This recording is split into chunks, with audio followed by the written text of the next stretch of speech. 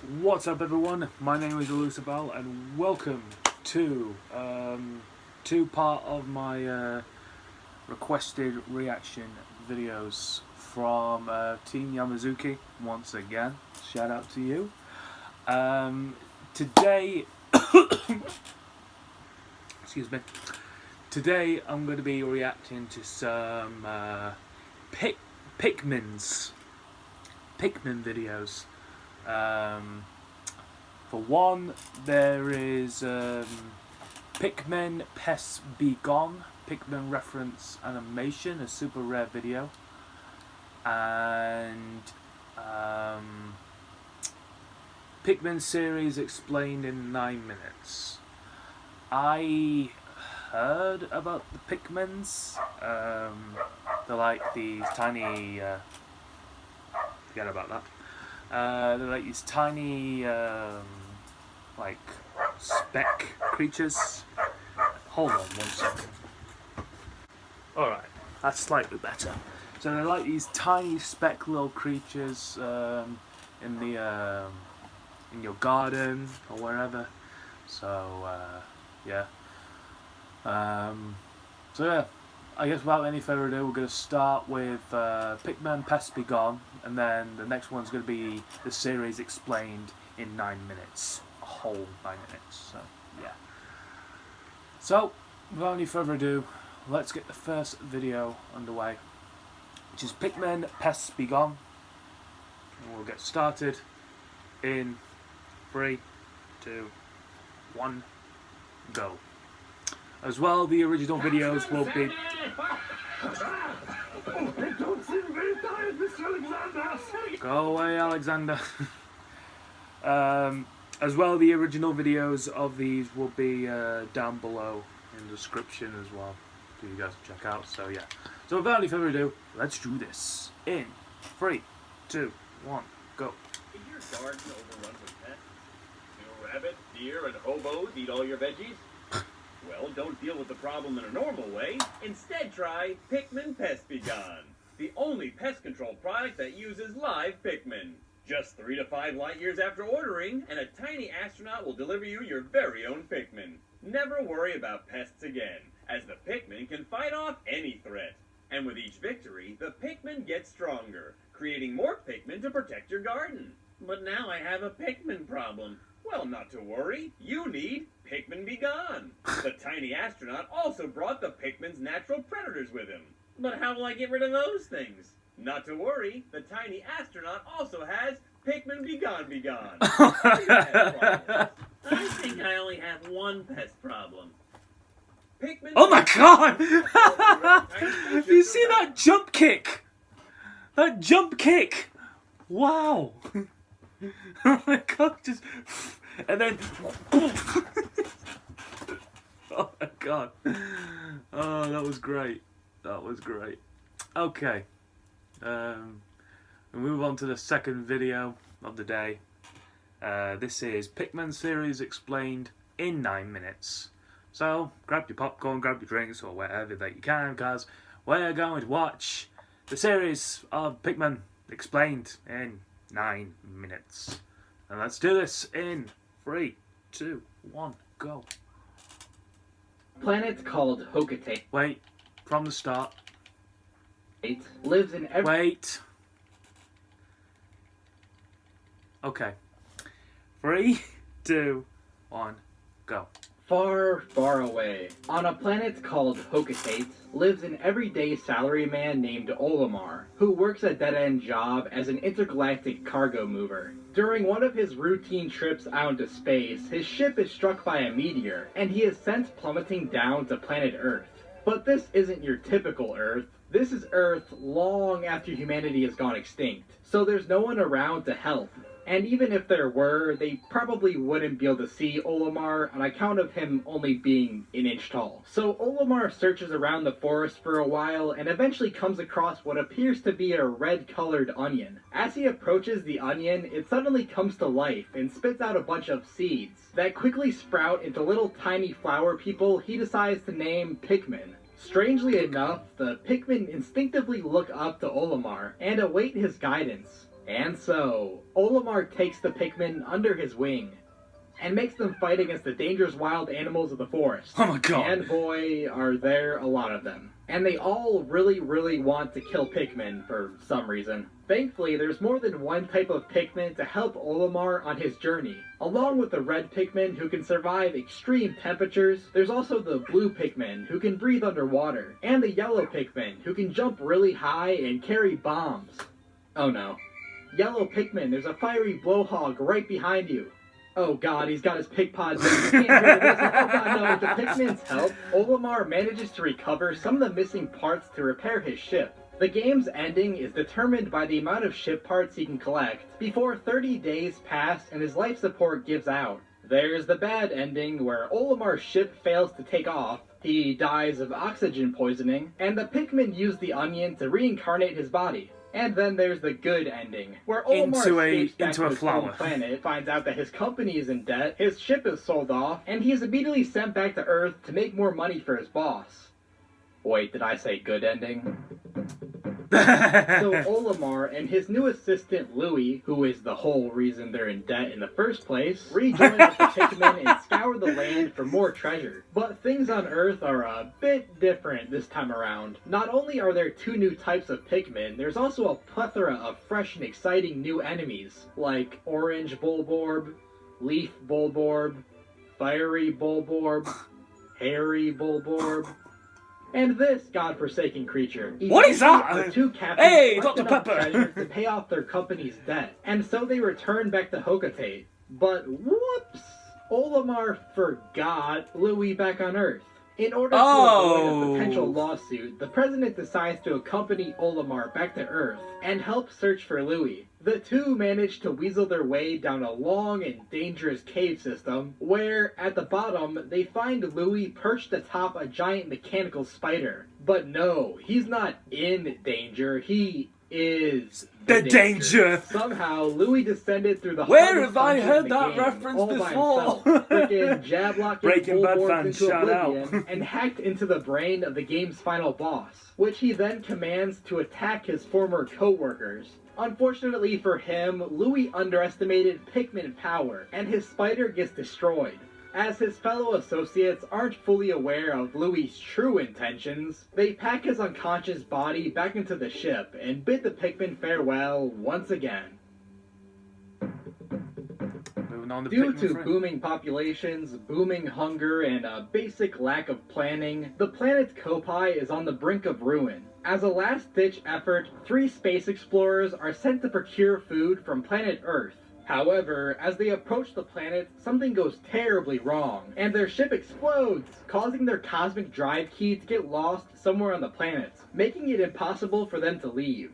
On the bright side, there's tons of fruit to collect and just enough unpaid workers to carry them all. As per tradition, there's also 2 new Pikmin species that are so overpowered that you rarely will have a reason to ever want to use the old ones. Meanwhile, Olimar and Louie also land back on Earth for different reasons. Olimar to collect enough treasure to buy back his old ship, and Louie because he wanted free food. After picking up the cosmic drive key, Olimar chases after a shiny object and ends up getting kidnapped by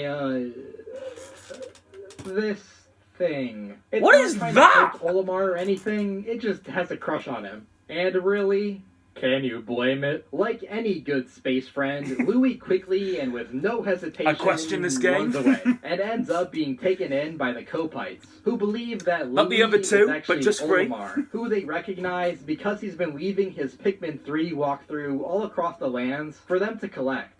Keeping up his tradition of being that the the, worst guy ever, Louie steals the game Kopites' guide entire food we get from supply both and runs books? off into the wilderness, only to be eaten by, this other thing.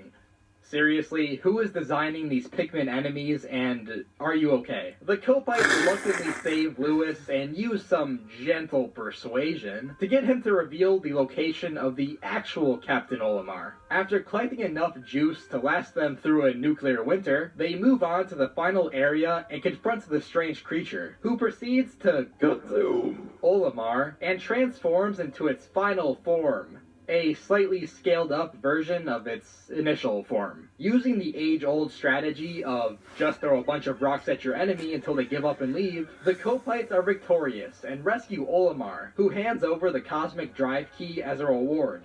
Our combined team of space friends give a fond farewell to the Pikmin and return back to their respective planets, where the Copites save their planet from mass extinction and Olimar manages to buy back his old ship. A happy end. Is it? Oh, wait, we left Louis behind again. A happy end. But wait. Oh, there's an advert. Oh, the Avengers. A few questions still remain unanswered. What was the Plasm Wraith? Why did it want Olimar's space booty so bad? And how does it all lead to a potential final confrontation in Pikmin 4? Well, put on your tinfoil hats, because we're about to jump into some conspiracy theories. First off, let's analyze what we do know about this sparkling menace. It has a strange fondness for Olimar, and it bears a striking resemblance to the Gulix and the Water Wraith, two bosses from the previous games.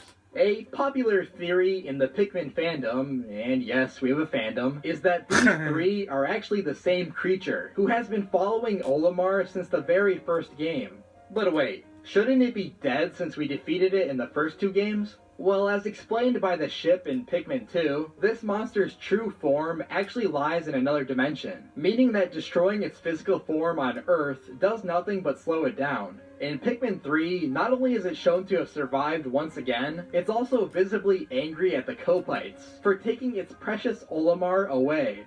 If that's not enough fuel for your angsty Pikmin fanfics, the best ending to Pikmin 3 leaves with an unnerving question. What caused the Copite ship to randomly explode when it was entering Earth's atmosphere? The answer may lie in the Japanese version of Pikmin 2. Translating the water race name to English, it reads as a combination of amoeba and umibozu. If you're like me and you have no idea what Japanese folklore even is, basically the umibozu is a mythical spirit known to capsize ships at sea. Perhaps the Plasm Wraith is the one bringing space explorers down to Earth. This would explain why almost every single landing on the planet has ended in a failure. Maybe it just wants some friends to play with and is trying to destroy their ships so that they won't be able to leave. Or maybe there's another unexplained reason we have yet to uncover.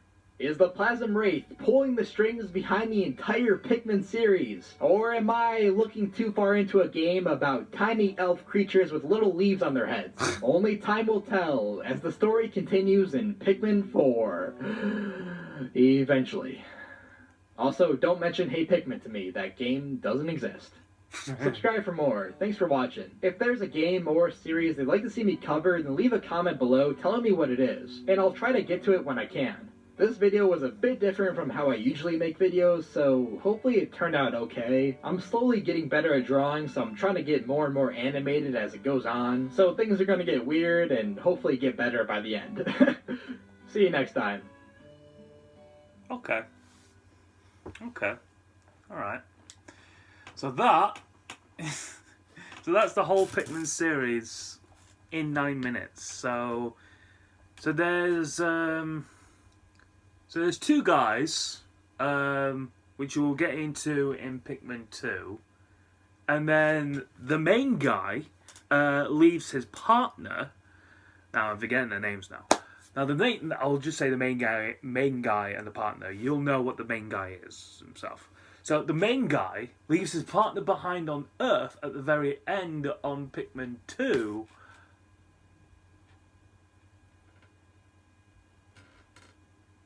Sorry, I'm just looking. I think there's a spider. I think there is a spider. Hold on, let me go and get it.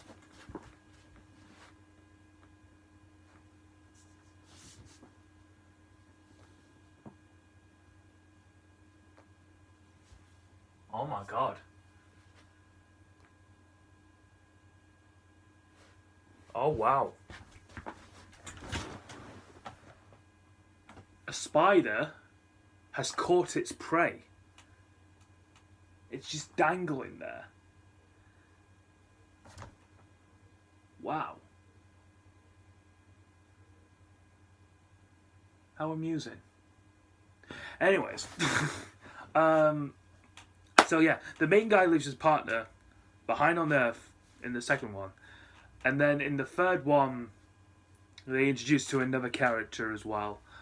So yeah, so Pikmans are basically these little creatures that are like flowers, and the main guy himself just discovered these creatures, and it expands even more in the foreseeable games for 2 and 3, maybe 4. 4 will be coming. Is there going to be a Pikmin 4? I don't know. I don't play the Pikmin games myself, so yeah. But it's interesting to know. It's interesting to know nonetheless. So yeah, shout out once again to Team Yamazuki for those requests. I thoroughly enjoyed them.